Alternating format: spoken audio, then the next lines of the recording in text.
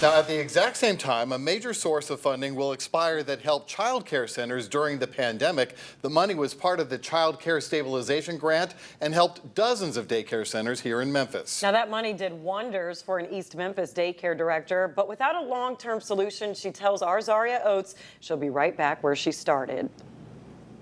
That really hurts because this is the time you get into your slow season. So now you have to dig into savings to be able to make sure ends meet. Nicole Barentine, a Memphis transplant looking to make a difference in the child care space.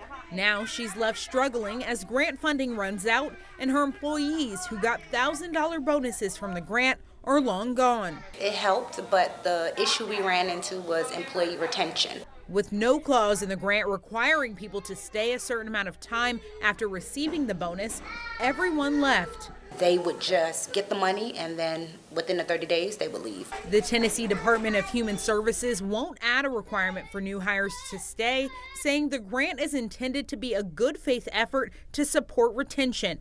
But that isn't happening everywhere. Not that I don't love just me and my director and the kids here, but I'd love to have more people. Barentine understands childcare is a lot, but she also knows funding is expiring, everyone initially hired on the grant is gone, and savings are running out. Now, she's relying on the kids. If we don't pick up business or get more kids to come in, then that means we would have to shut down.